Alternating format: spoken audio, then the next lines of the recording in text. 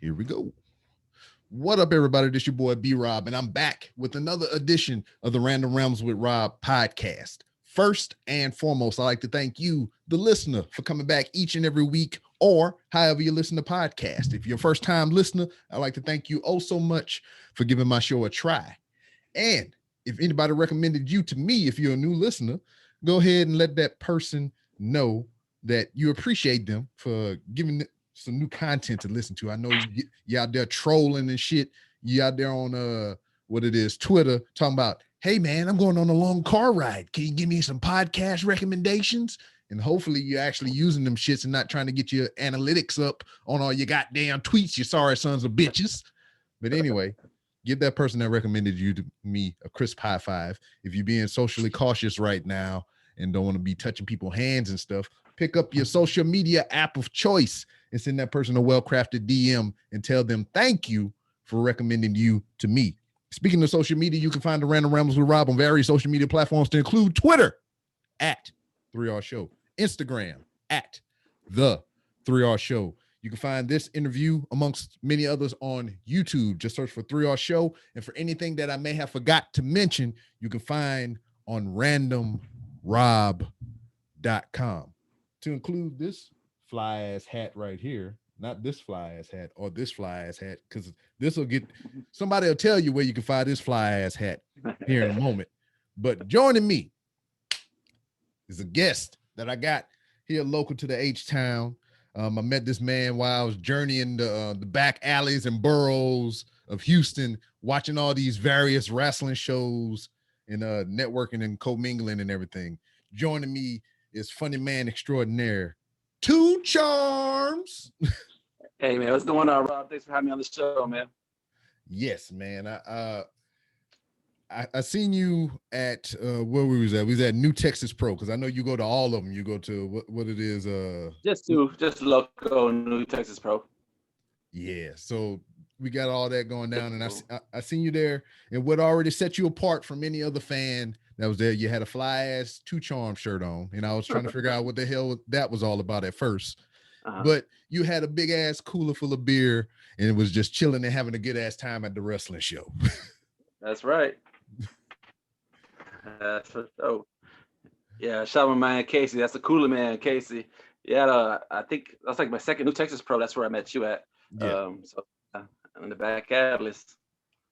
Yeah. But damn, I mean, shit, just even that in itself. I mean, we was at a wrestling show, so it would entail that you enjoy professional wrestling. I mean, and not only that, I mean, as I could see behind you on the walls and everything, you got all types of memorabilia and collector's items and everything. And I remember when you got that door right there. Yeah, you were there with that door. Yep, you were there when I got that. Yeah. But like, yeah, big man. But like, when did this start for you, the fandom of professional wrestling? Oh, shoot. Maybe the age of like 5 or 6, back when the Hogan and Macho Man days, back when, the golden era of wrestling. Word. So ever since then, I always say that through the Attitude Era, through all the eras, I've been following it. I was watching Raw a little bit earlier tonight, too. Yeah. So like, for me, similar path as well.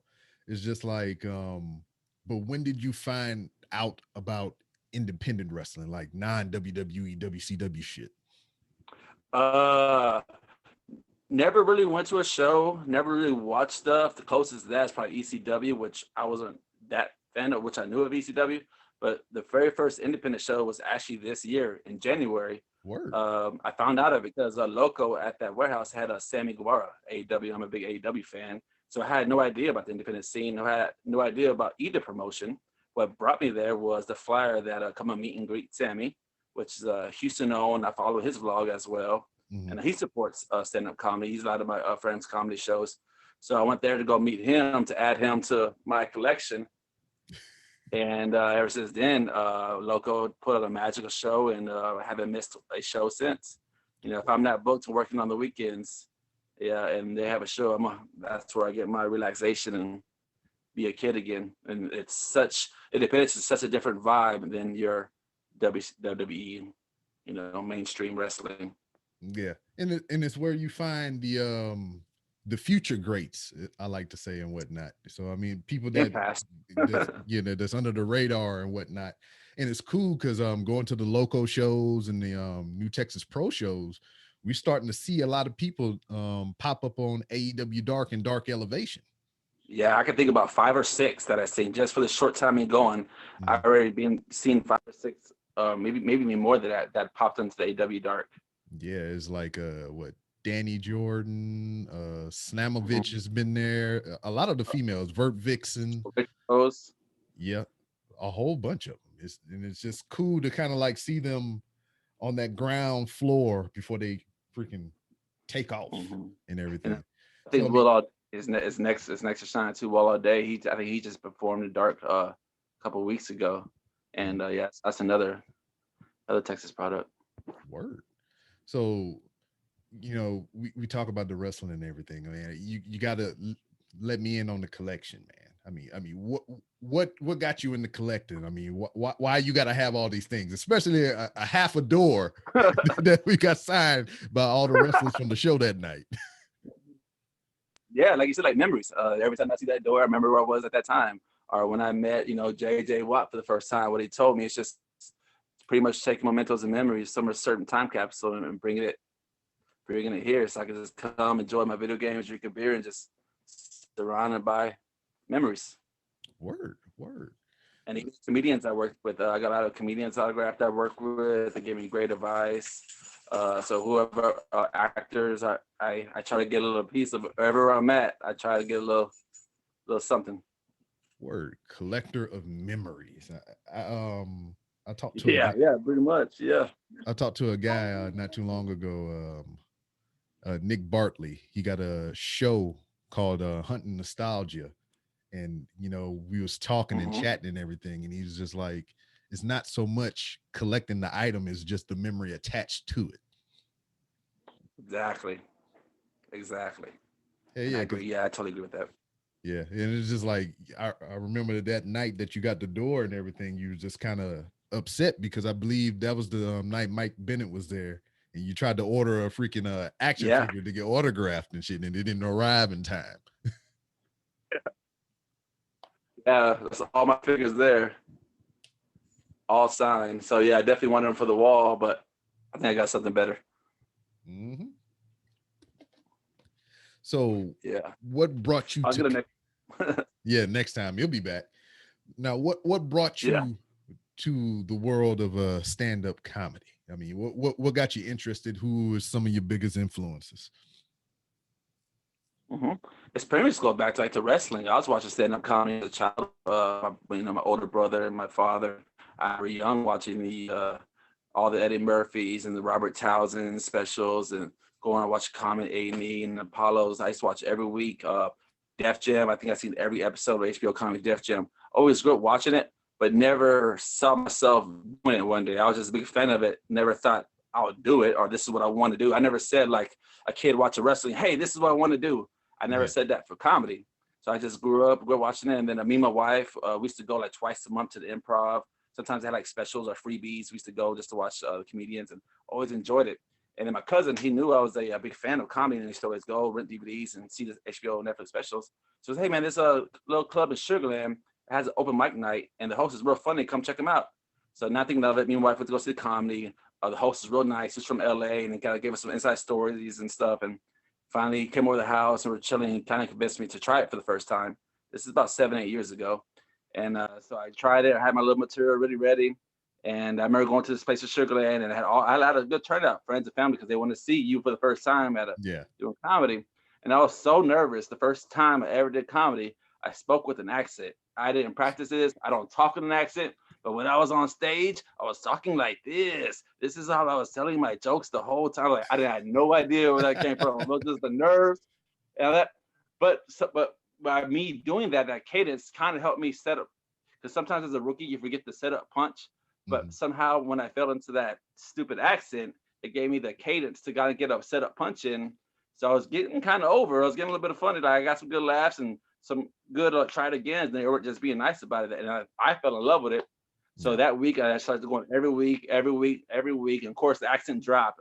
And then start writing more material because since the kind of the same crowd was coming to me as a young comic, I couldn't go up there and say the same material like a normal. So I had to keep writing and writing and writing.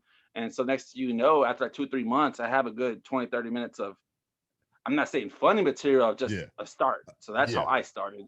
And then it all took it from there. And then that comedian, he went back to Los Angeles to go pursue his comedy. And I was just stuck here in, the Sugar Land, Houston area. I had nowhere to go. And I've been doing it for a few months, stopped. So then I went on Facebook and saw a comedy contest. And it was Houston's funniest. And I entered it. And no one never seen me from the comedy scene because I was out in that one little bar. So that was Yeah. like my little practice. So I was going to the scene, all the open mics, like the normal Houston comedians. I was set away. So I entered that contest, not knowing anybody. And I did really well. But that was the first contest. I think I placed top 5. I think I got 3 or 4th. And when people saw me, that's when other comedians were like, hey man, I got a show here, or I run this show at this side of town, or come to my, so that's how I started networking. And that was 7, 8 years ago. And then how I got my stage comedian named Two Charms is during those, my third, 4th year of comedy, I did a show as Juan Villarreal. And Juan Villarreal, you might know him from a BET Comic View. I think he's the most comic to appear on Comic View. Houston's own Juan Villarreal, same last name as mine, but not related. Uh, I have 2 R's in my last name. He has 1 R in his last name. So, anyways, long story short is he was very big time, and I asked him just to get on the show. Don't pay me nothing, just let me get on the show. He said, yeah, sure, come on. So I get on the show, not knowing that Chingo Bling. Oh. Yeah, Chingo Bling was on the same lineup. So and that's when he was just starting, Yeah. transitioning from rapping to doing stand up, and I had a couple years on him, and so that's when I first met him, and we had crazy sold out shows. We did like 2 shows Thursday, 3 shows Saturday, Friday. It was like 7 shows in 3 days. It was crazy, and that's when I first started into merchandise gaming. But that's before I was Two Charms, so that's had like a little T-shirt and a little 20-minute DVD, nothing special. But Yeah. then when I saw Chingo Bling perform, I saw he had, when I was on stage, I saw everybody had the hats, the snapback hats with his name. I saw he had bobbleheads. I saw he had all this, and kind of opened my eyes into the merchandise gaming. So long story short, after that show, Chingo Bling goes, here's my phone number. I'm gonna give you a call, the next day, and I think I got an idea for you. And then that call kind of helped me because that call says, hey man, I want to do a skit, and I want to do like a broke rapper, like a rapper that's overdone and thinks he's balling. He's at the corner stores. Hey man, just buy the CD, $5, man. Buy it, and always stunting. So he goes, I want you to play that over the top rapper. And I already had him. I was like, oh, I think I can do that. Because in my closet, back in the early 2000s when Sharpstown was popping with the jewelry and the grills and all that, Yeah. I got thrown into that trap too. So I went to my Said a costume trap. jewelry. Yeah, I fell into that trap, dressing like a rapper, you know what I'm saying, with the famous and the stars and all that stuff. So I picked up a necklace, and I had 2 charms on the necklace. I guess maybe I was cleaning it up. I just threw an extra pendant on the charm. So this is when 2 Chainz was really famous at this time. So when I picked up the chain, it had 2 charms on it. I was like, 1 chain, 2 charms. And it just rang a bell. So fast forward, when he told me, hey, man, I got this idea for you to do the over-the-rap character. I was like, hey, I got those 2 charms. So I went to the house. I grabbed the most loudest hat, the most loudest hoodie. I put on my grill. I had to clean the grill, then put on the chain. I said, okay, perfect. So then we went to his warehouse to do some comedy writing. Because like I said, he was first starting out doing comedy. So we used to have writing sessions, and go over material. He goes, all right, cool. All right, writing session's over. Orlando, can you go changing that character you're going to do for the skit? And we're about to start filming. I said, cool. So I went to my car. Like I said, I grabbed my chain, my hat, my jacket, and my sunglasses. Then I came into his warehouse, full character. This is 2 charms, 1 chain. I just got off the plane. Where's my Fiji? And then Chingo eyes, he lit up. He goes, oh, wow, this is going to work. So I was full character, full doing it. And so they recorded it, and I laid it. And he goes, yeah, whatever you're doing, just keep doing more of. So I was just doing the over the top, and they did the whole skit for it. It's on YouTube. It did a Sarah McLachlan, like, please give 50 cents a day. Yeah. Freaking arms of an angel and shit. Yeah, they had me like that, and me rapping and me grilling. And next thing you know, we did it. About a week later, they edited it and they put it out. And he sent me a text, so, hey man, video's out. I said, cool, I think maybe 20, 30 people are gonna see it, 100 people, And he put it on his platform. I looked on there, it had like 76,000 views like in an hour. I was like, holy shit, every time I do a video, I only get like a few views, you know what I'm saying? Like only 5 views and 5 likes. Mm-hmm. So I had commas and stuff. I was like, oh shoot. He goes, hey man, we're gonna do Corpus. You wanna come with me and open up for me in Corpus? I said, cool. I said, should I bring that Two Charms character on stage? He goes, yeah, try it. So so then I'm working, I'm getting nervous, like, man, how am I gonna transition my normal comedy set and then intertwine this Two Charms character, which like was hot. Like this was maybe a week after this video dropped. So I mean, it was still climbing the light. So I'm thinking in my head, like, how am I gonna transition? How am I gonna do this on stage? So we went to Corpus. First time I've been there, and we did another 2 shows Friday, 3 shows Saturday. It was crazy. So the first time goes, I had my little bag of my almost like a costume bag, like a wrestler bag, and then I had my hat and I had my shirt, I had my grill and everything. And then some people looked in it and they're like, "Wait, that was you?" I was like, "Oh shit, people aren't." So then I kind of felt okay because like people know who it is. Yeah. Like it was not complete strange. I was like, that gave me a little bit better because they looked at the bag like, "Wait, that guy's you?" So I was like, "All right, let me try it." So I go on stage and I do my normal 10-minute set as Orlando, like what I had there, blah blah blah, regular comedy. Then at the end, I was like, "Okay, now this is so awkward for me." I was like, "Yeah, now we got a special guest here. Here he comes. Y'all get ready for Two Charms." And then it took me forever, right? Because I got to go in my bag, put on my jacket, ass crack a show, and ass crack a show into the crowd. Everyone's just staring at me while I'm getting the hat, getting the sunglasses, and then finally I get that on, and I go to the crowd. Hey, it's 2 Chainz, 1 Charm, like that, and they're just like looking at me. And then I was like, I gotta break the ice.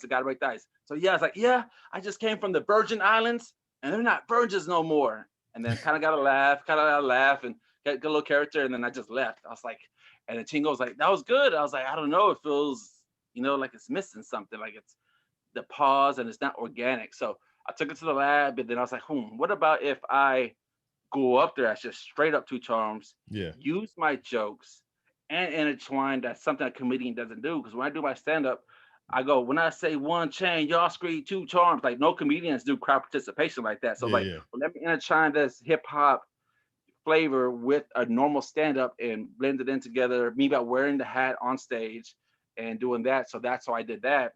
And that was maybe about 4 or 5 years ago. And that's how the Two Charms character got built off from that one video.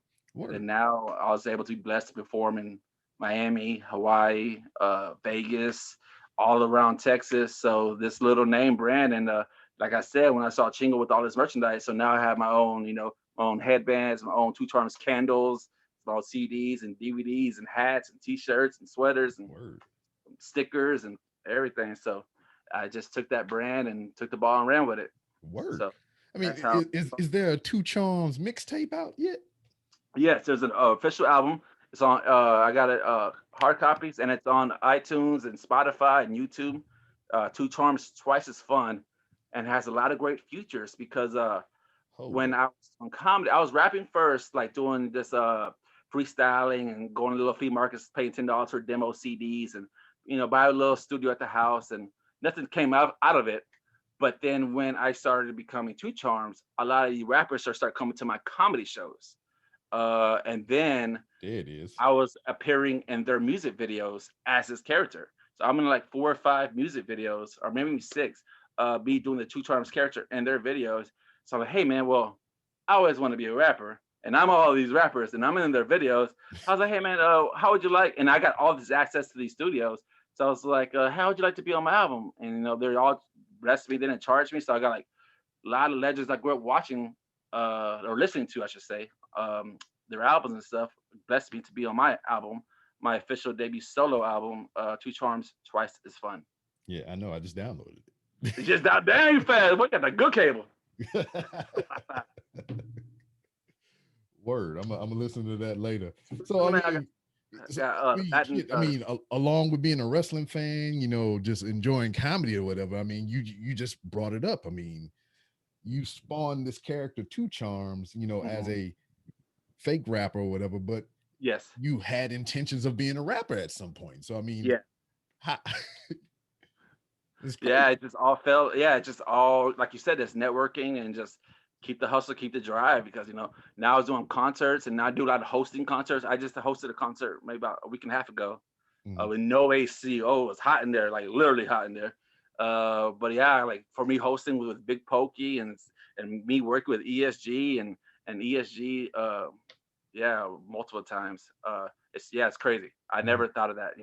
I never thought that would happen. And then it led into acting. Me and my wife went to LA for a few months, about 4 or 5 months, and did about 12 movies. And Word. had my wife doing some extras. I did some extra stuff, and then came home. We did a movie with Rashid and I know you Hector from Fast and Furious. You know Hector, the Yeah, bald yeah. Noel. Yeah, I got a movie with He's him Hector here, in and every movie that he in. yeah, yeah. I'm doing a shout out for me, and he's doing comedy too. I might have something in the works with him doing comedy when I was talking to him, and I know my comedian friend did some comedy with him too. But yeah, like I've been getting movies, acting. I got my own music you, videos. you know what'd be funny as fuck? So Mm, it's just like, just talking with you a little bit and everything, and you bring up your boy, the dude Hector or yeah, whatever. I can see y'all doing like your own Spanish version of Friday. yeah, that'd be great. We can see that. Yeah, I can see that. And that kind of movie that uh that I did with him, it is kind of like a Friday-ish movie. It's called the first of the month, and it's on YouTube. And I play the hustle man in it, and like I said, Hector's he's in it as well. But yeah, so that movie we did that. It's kind of a Friday-ish, but yeah, I would love to do something with me and him solo like that'd be dope. Word. Make one day. So I mean, shit, man. I mean, it's like you just living it, man. Already, it's just so. Has there been an itch? I mean, you're a fan of professional wrestling and everything. Yeah. Has there been an itch to be a professional wrestler, or even just try it out? No, no, I can never say no. A definite no. Maybe if I was a lot young, no, still no. Hey, man, DDP I started at respect. 35, homeboy. No, I seen with my own close eyes what they go through, and I give my hats off to them. Like a lot of people tell me, like, man, I can't see how you can go up to this audience in front of hundreds of people and talk for 30, 45 minutes. Yeah, I was like, I can't see how a Gino Medina or anybody like that can go into the ring and take those chest slaps and tables like Brian Keith. Like I can't. I give my hats off to that because that's another level. So I yeah. got actually had an opportunity to get into a local promoter Jaime. He asked me to do some type of segment which I could do like in ring comedy. But he wanted me to do comedy. I was like, I can't do no stand up in front of wrestling fans. They're gonna boo me out. They don't want to hear no dang jokes. They don't want to watch wrestling. So I Hey, man, told him that can transition into you being a manager for somebody, man. exactly. So we're working on something like that, but something it fell through. But he said next time we'll have something in the works next time. But yeah, I can definitely never be in ring competitor. Not even close. Yeah, I know. I got a little bit of training in it or whatever. Yeah, Um, to go. that first bump was a motherfucker, man. It was just Yeah, that's what they say. That's what they say. I hit it and it's just like I popped right back up. I was like, yeah, that was cool. And then I was just like, I don't know, it's a weird feeling because you're falling on purpose, Yeah, you know, yeah. and your every urge in your body is The- trying to be like, I don't want to fall, dude. What are we doing right now? you know, yeah. and it's just shit. Hell, even the first clothesline I got, motherfucker, waylaid the shit out of me, and my teeth did like how they you've been on the movie set. You say you did like 12 movies. They got the little clapper, how they go clack. That's how my Oh teeth yeah. did. There's like I was like, oh shit. Yeah, yeah. I feel you on that. I know But what you but mean. but it's like you said, it's a crazy experience. They beat their body from Monday to Sunday or whatever. And like I feel like maybe what you do is a little bit more nerve wracking than what they do in the ring or whatever. Because I mean, you got a partner in there, and Mhm. you just kind of can zone out and just be in the moment with the person that you're wrestling and everything, and kind of push that outside noise away. But you Yeah, on stage, you front and center in front of everybody yeah, and staring them yeah. in the eyeballs and shit, and they looking at you and you looking at them. Some of them looking at their phone, and some people Yeah, having sidebar conversations while you trying to make your motherfucking punchline, being rude yeah, as fuck, and you just want to woo you just want to hit yeah. them with the high eye, but you only Yeah, got a yeah. couple minutes up there on stage. Yeah, you're right. You're right, and that's why a lot of these bar shows I do kind of help me propel when I hit the big stage like the improvs because I have to put up with that. I Mhm. gotta win the guy over. I gotta win this person over. That hey man, I didn't even know this comedy. This is my local bar. What are these guys telling jokes here? Like put on the jukebox. and I got to get that guy over. And that's happened just recently. It was a female actually. And at the end of the show, this actually really happened. And then she told my wife, like, man, he was so good and he's so tasteful and all that. And that's from her not wanting to be there. So yeah, so all that kind of builds your character, your grind, your experience. Mhm. So when you're on the big stage, you're prepared for it. So it's like taking your bumps. I spoke with a lot of wrestlers after the shows, quite a few of them, and I told them that what I do and what they do it was really similar Mhm. as far as traveling to small all these venues, staying at Yeah. shitty hotels, dealing with shady promoters, going to venues you don't know there's gonna be 10 people or 1,000 people, depending on what your money is, and then after the show, sell your gimmick, sell your merchandise, Yeah. and then get your money and go on to the next town, the next venue. So Yeah. it's very similar to a independent wrestler on what I do, you know, because like this week I'm really lined up. Like tomorrow I'm performing at the Secret Group Comic Club in downtown tomorrow at 8 o'clock, and then the following day I'm hosting an open mic at Phil and Derek, and then that Friday I got 2 shows, and this Saturday I got 2 shows. So I'm squeezing 5 shows in a 4-day time span. Shit. So One stage, 2 shows. yeah. This Friday and Saturday, I'm at Phil and Derek's, Midtownish, and I'm doing 2 shows Friday and 2 shows Saturday. So I like those because I get my rhythm. By the time I get my third, fourth show, I got my swing, I got my timing, and everything's good down. So I like doing weekends because it feels like it's like you're going to the gym. You have that good, you know, Yeah. not too many times you could pour 4 times in 48 hours, you know. Yeah. Word. Shit. It's just, I've So been yeah, I told. got a week ahead of you. Yeah. It's just You've been told so, what? so like for you being an actual act and everything, going on the road, doing shows and whatnot. What advice do you give to anybody else? Because I mean, even though you only been doing it from five to 7 years or whatever, I mean, you still senior Yeah, to yeah, somebody. So I mean, what yeah. advice do you give to people that have been doing it for a shorter amount of time than you? Just write as much as you can and just try to go as much open mics as you can just to get the words out of your mouth and try to record them so you can listen to it. And so when you listen to it, you can be like, oh, I should add this word there, or that was perfect. I'm gonna keep that, or I used so many words for that punchline. Let me take some words out.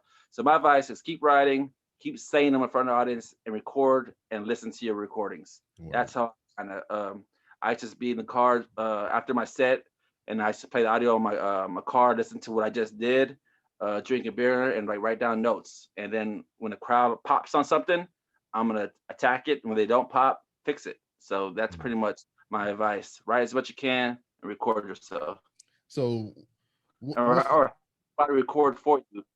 yeah. So But what's the process like? Because I mean, you do music and you do yeah. comedy. So I mean, you do you write for both? One Mhm. comes a little more natural than the other, or how's that? What's the writing process for those things? Good question. Really good question. So it's just the environment, I guess, because right now I don't really write too much comedy because I just pretty much add on to my set now. At this time, I don't like write new premises or new brand new jokes. What I do for my comedy sets, I just probably add flavor, add that makes sense. Mhm. Like I know my material so well, so on stage, I'll just like add something comes with freestyle and I add to it and I'll keep it and I keep it. And that's how I build my comedy. And for the rapping writing, it's just me going to the studio and I don't like rapping and then lacing it.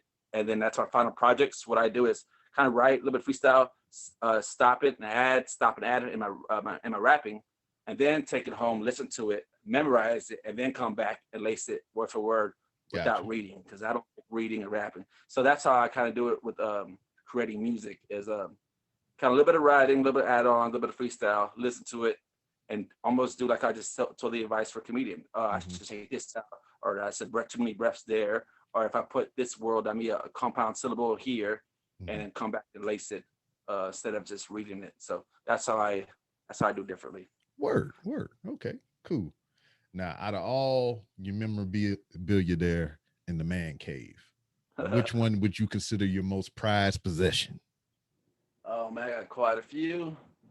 But you can't go wrong with the 94, 95 Rockets roster from Olajuwon, Drexler, Ellie, Ori, Rudy T, Kenny. Yeah, so that's probably that one right there. I don't know if you can see it. Yeah. Yeah, that's probably the that 94, 95 roster. It's probably my prize one. But yeah, I got a lot of wrestling from Psycho Clown, Laredo Kid, and Sammy, and Autograph Charlotte, Sheamus, and Hulk Hogan draws over there. Hulk Hogan underwear signed. So yeah, I got a lot of stuff. I'm a big Major League fan, so I got Tom Berenger and from Jake Taylor and Doors. So yeah, I got a bit of everything. And big boxing fan from Tyson and De La Hoya, Shane Mosley, Word. Danny Garcia. So I got them all. So yeah, I'm just like everything. Word. You got quite a bit. Oh, I do got a Kobe. I have autographed Kobe as well. I see you. Mr. Sean. You got Mr. Sean. And shout out to Mr. Charles, man. Throughout the acting, like she said, she's been a part from day one. She's taking pictures for me. She's working my merchandise table. She's driving me to these venues. So yeah, she's been there from day one. Sometimes I put her on to movie sets and she hates it because sometimes some of these extras don't show up and they're like, well, we give $200, $200.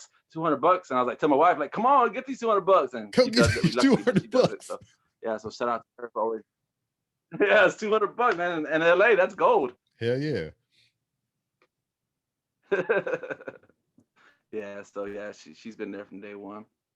Word. And it is good to have that support system and everything, and especially somebody to be your reality check. Because I know you bounce ideas off of from time to time. What do you think about this? And be like, nah, I don't like that shit. Yeah, you're right. Yeah, she does do that. Yeah, because my old lady tell me that quite often. She's like, nah, don't do that. Oh shit. But hey, man. I mean, it's been great to have you. I mean, I got a couple things I need to wrap up, and I appreciate you giving me your time. Before we go, no let problem. everybody know where they can find you on social media and everything that you got coming up. All right, cool, man. Appreciate it.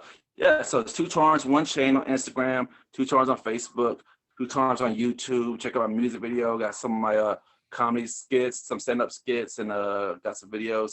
Then also this week, like go on my Two Charms Facebook. I have all my schedule. Like I said, I got a busy one tomorrow, Tuesday, 22nd. I got the Secret Group. It's an all Latino show. It's free admission. Everyone come out.